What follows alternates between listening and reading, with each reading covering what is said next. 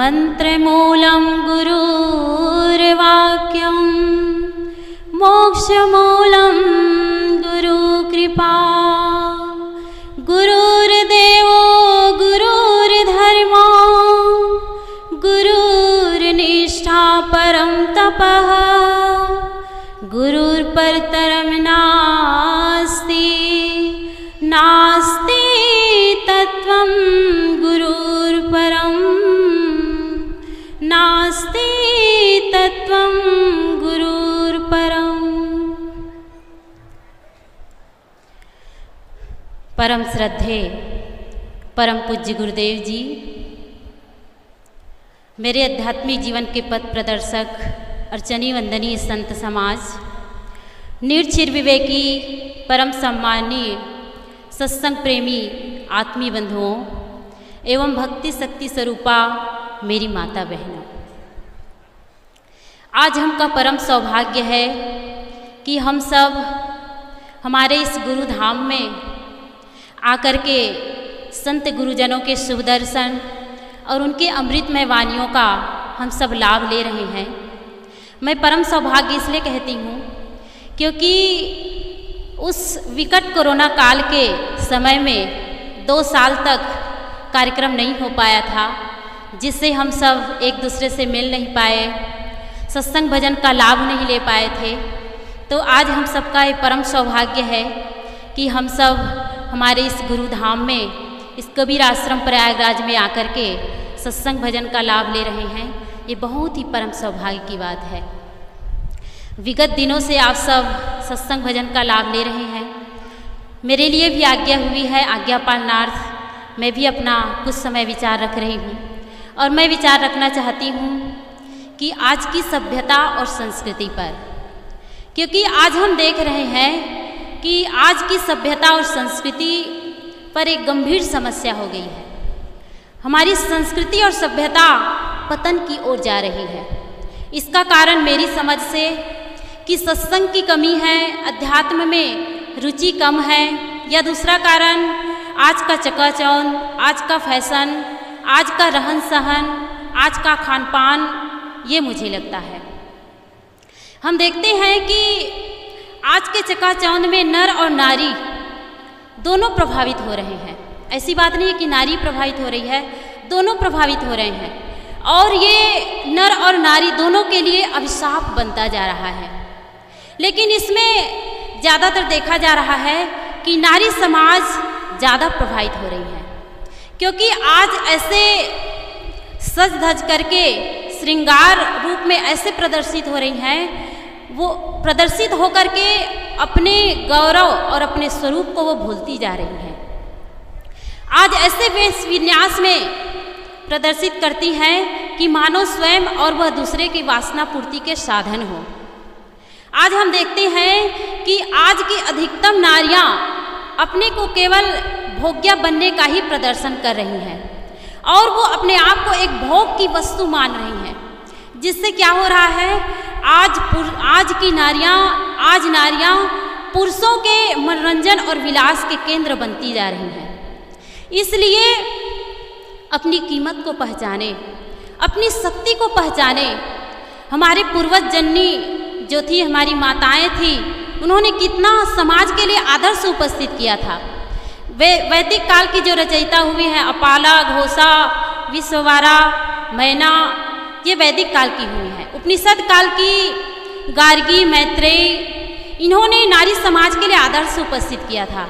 और भी जो हमारी सती साध्वी हुई है, माँ सीता, माँ सावित्री, माँ अनुसैया, इन्होंने कितना हमारे समाज के लिए आदर्श उपस्थित किया। लेकिन हम उन आदर्शों को हम अपने जीवन में उतार नहीं पा रहे हैं। आज के चकाचौंध में हमारी नारी समाज भूलती जा रही हैं, उसी में प्रभावित होती जा रही हैं, जिससे हम सब यह जानते हैं कि टीवी समाचारों में, पेपरों में हम पढ़ते हैं कि आज लड़कियों का सामूहिक शोषण हो रहा है, बलात्कार हो रहा है, किडनैप किया जा रहा है। इसका कारण क्या है? मैं तो समझती हूँ कि इसका कारण केवल नारी समाज ही है, क्योंकि मैं भी आपके नारी समाज से हूँ, इसलिए मैं ये शब्द बोल सकती हूँ। क्योंकि आज हमारी नारी समाज फैशन में इतना ज़्यादा प्रभावित हो रही हैं कि अपने शरीर को ही प्रदर्शन की वस्तु मान ली है। शरीर प्रदर्शन करने के लिए नहीं है। शरीर अगर आपको प्रदर्शन करना ही है ना, तो आप सानिया मिर्जा बन करके टेनिस खेल में आगे बढ़िए, आप कल्पना चावला बन करके आप अंतरिक्ष में यात्रा करिए, आप अरुणिमा सिन्हा बन करके फुटबॉलर बनिए और माउंट एवरेस्ट की चोटी पर चढ़िए। आप अगर प्रदर्शन करना ही चाहती हैं तो सिंधु ताई जैसे समाज सेवी बनिए। आप सब जानते होंगे, अभी अभी उनका शरीर छूटा है, कि वे समाज के लिए जो अनाथ बच्चे थे, कितने हजारों अनाथ बच्चों को वे पाल पोस करके बड़े किए, योग्य बनाई हैं। आप टीवी में देखिए, मोबाइल में देखिए, आपको समझ में आ जाएगी। तो अगर आपको प्रदर्शन करना है तो अपने आंतरिक जो कला है उसका आप प्रदर्शन करिए। शरीर प्रदर्शन की वस्तु नहीं है। लेकिन आज हम देख रहे हैं कि टीवी मोबाइल में आज की लड़कियां प्रभावित हो रही हैं और बाल और गाल ओठ सजा करके केवल अपने को मतलब आज के जो शोषण हो रहा है उसका शिकार होने में वो कारण बन रही हैं। तो इसलिए मेरा यही निवेदन है कि आप अपने शरीर को ना सजाएं, बल्कि अपने शील और सदाचार को सजाएं। क्योंकि आज नारियां अगर संस्कारित होती हैं तो वो बड़े बड़े वीर, बड़े बड़े महापुरुषों को वो जन्म दे सकती हैं। इसीलिए कहा गया है कि 1000 फूल चाहिए एक माला बनाने के लिए। एक शायर ने बहुत सुंदर कहा है कि 1000 फूल चाहिए एक माला बनाने के लिए, 1000 दीपक चाहिए एक आरती सजाने के लिए, 1000 बूंद चाहिए एक सागर बनाने के लिए, परंतु एक नारी, एक अकेली नारी ही बहुत कुछ है घर को स्वर्ग बनाने के लिए, घर को स्वर्ग बनाने के लिए। तो आज हम सब देख रहे हैं कि नारी समाज ही, माँ के पास, नारी के पास वो अद्भुत शक्ति है कि वो सारी शक्ति के सामने वो सारी शक्तियाँ व्यर्थ है। वो अपने बच्चे को सुंदर संस्कार दे सकती हैं। कहते हैं कि संभलती है देश की नारी से ही मिलता है संस्कार, विकसित होती है संस्कृति और संभलती है हमारा जीवन। लेकिन हम इन बातों को समझ नहीं पाते हैं।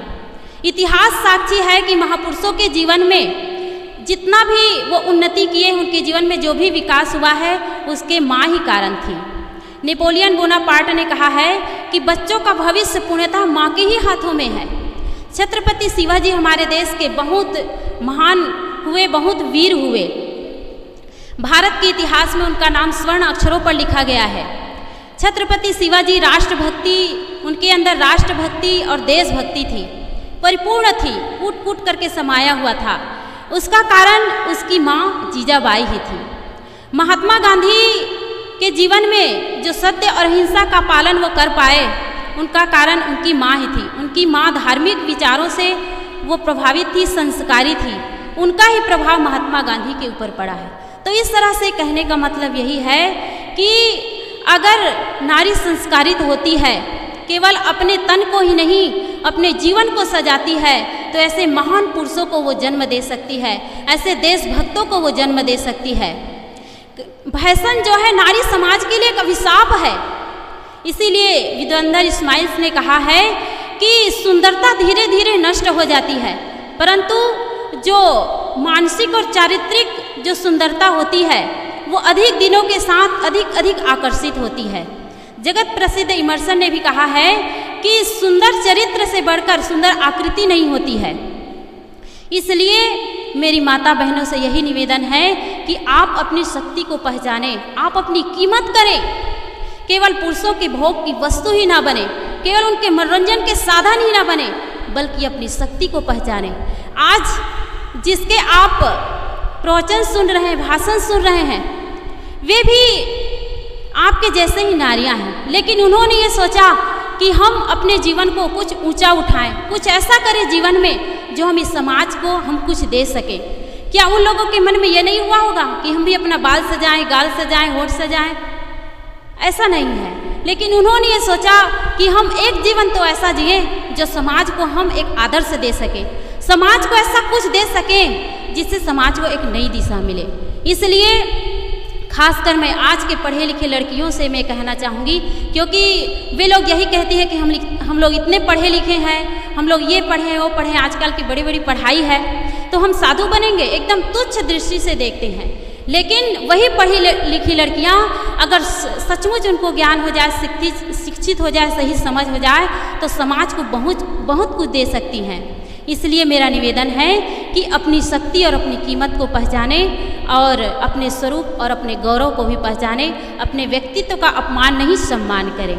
तो इन्हीं शब्दों के साथ मैं अपनी वाणी को यहीं पर विराम करती हूँ। बोलिए सद्गुरुदेव की।